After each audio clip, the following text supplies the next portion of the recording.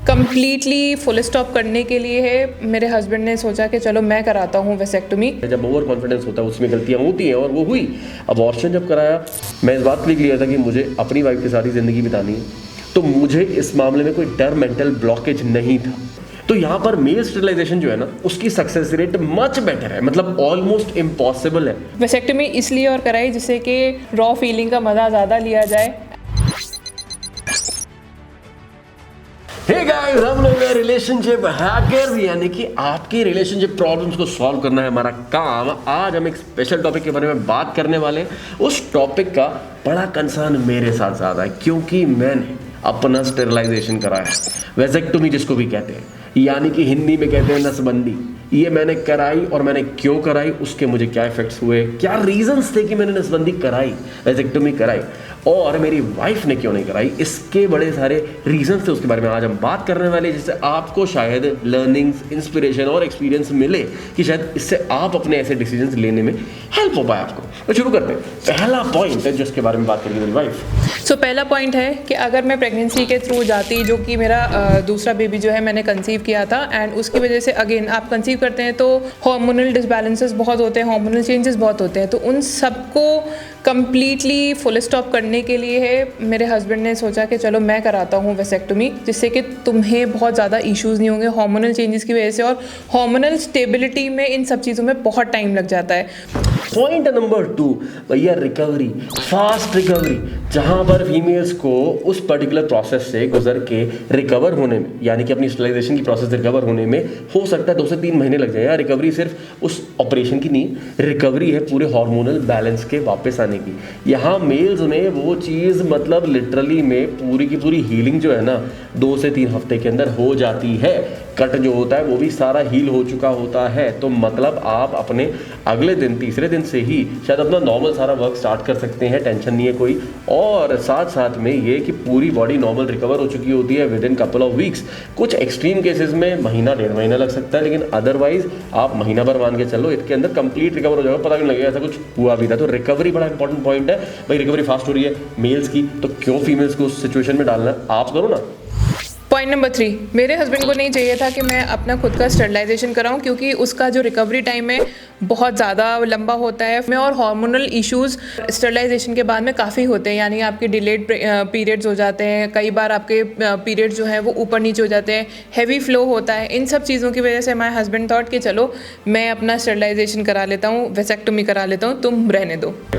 Point number 4 है भैया, mails का ज़्यादा बेटर सक्सेस रेट है। क्यों आप वेसेक्टोमी कराते हैं, क्यों स्टरलाइजेशन कराते हैं? क्योंकि आपको उसके बाद बच्चा नहीं चाहिए, और आप without any protection, without any condoms और एनी प्रोटेक्शन, आप या फिर कॉन्ट्रासेप्टिव्स, आप अपना सेक्सुअल लाइफ को एंजॉय करना चाहते हैं। तो पॉइंट ये है कि अगर आपने वो कराया, स्टरलाइजेशन कराया और फेल हो गया, तो क्या फिर फायदा क्या हुआ?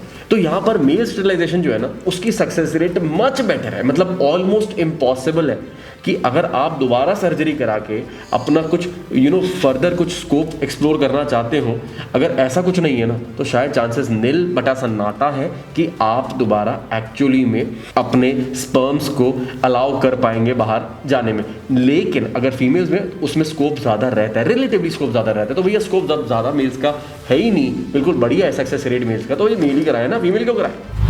पॉइंट नंबर 5, सो बेसिकली मेरा है ना अबॉर्शन हुआ था, एंड वो इसकी वजह से हुआ था क्योंकि अनप्लान्ड प्रेगनेंसी हो गई थी, मैंने कंसीव कर लिया था, एंड उसकी वजह से हमें दूसरा बच्चा बिल्कुल नहीं चाहिए था, दूसरा बच्चा नहीं चाहिए था, that lead to abortion. And फिर उसके बाद में अबॉर्शन के बाद में हमें रियलाइज़ हुआ कि हमें अब आगे दूसरा बच्चा करना ही नहीं है। तो फिर हमने डॉक्टर से पूछा कि क्या इसके रेमिफिकेशन है अगर मैं स्टरलाइजेशन के लिए जाती हूँ क्या, तो डॉक्टर ने भी सजेस्ट किया कि बेटर है कि मेल जाए, यानी कि आपका हस्बैंड जाए तो वो ज़्यादा बेटर है, क्योंकि फीमेल्स में अगेन हार्मोनल इश्यूज़ और हार्मोनल चेंजेस बहुत ज़्यादा होते हैं एज़ कम्पेयर टू मेल, और रिकवरी टाइम भी बहुत ज़्यादा लगता है। तो सारी उस कॉम्प्लिकेशंस को अवॉइड करने के लिए my husband got the vasectomy done. Point number 6, देखिए हम मैं बड़ा क्लियर हो चुका था, स्पेशली जब दूसरी बार एक्सीडेंटली कंसीव कर लिया था, क्योंकि वी वर बीइंग एडवेंचरस, हम रॉ कर रहे थे, ओवर कॉन्फिडेंस में कर रहे थे कि अब क्या होने वाला है, एटसेट्रा एटसेट्रा। पॉइंट ये है, जब ओवर कॉन्फिडेंस होता है उसमें गलतियां होती हैं, और वो हुई।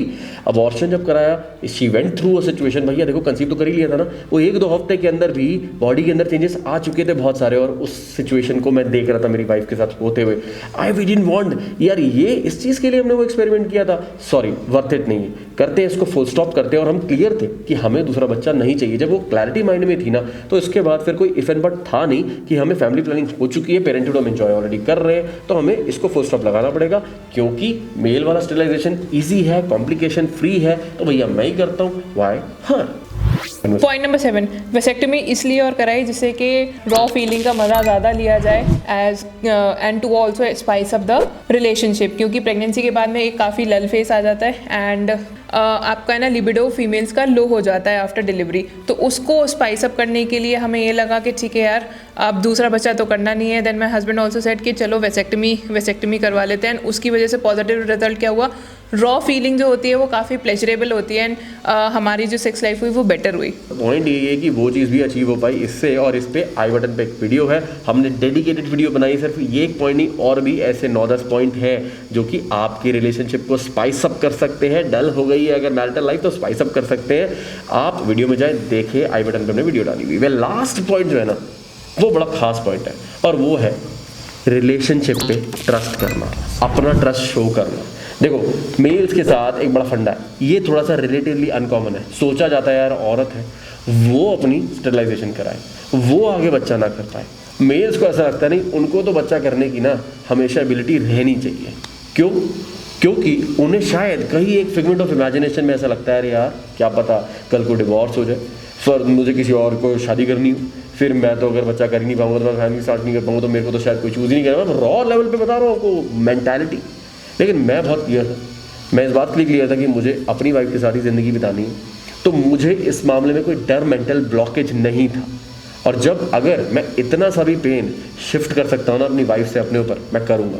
यही मेंटालिटी के साथ मैंने पूरा ट्रस्ट दिखाया। मैंने बोला कोई दिक्कत नहीं है, अगर दोनों में से कोई एक स्टेरिलाइजेशन करवा सकता है, I will go for it. So that was the reason I went for it. These are all the reasons. हमने अपनी इतना बड़ा लाइफ का डिसीजन लिया, मैंने वेसेक्टमी कराई, और उसके बाद से कोई टेंशन ही नहीं है, ऑल रॉ, सारे कॉन्डम्स वेस्ट। तो पॉइंट यही है कि आप अगर इससे कुछ इंस्पिरेशन ले पाए तो आई एम श्योर आपको ये वीडियो अच्छी लगी होगी। और अगर कोई और भी आपके इशू है जो इस वीडियो में कवर नहीं हुए हैं, तो आप हमें कॉन्टैक्ट कर सकते हैं, मुझसे 1-to-1 बात कर सकते हैं, मेल्स या फिर फीमेल्स मेरे वाइफ से 1-to-1 बात कर सकती हैं। आप डिस्क्रिप्शन में दिए हुए लिंक पे क्लिक करें, फॉर्म पे भरें, और आप हमसे कनेक्ट कर सकते हैं। इसी के साथ वीडियो खत्म करते हैं। देखने के लिए वीडियो बहुत बहुत थैंक यू, टेक केयर, मिलते हैं अगले वीडियो में।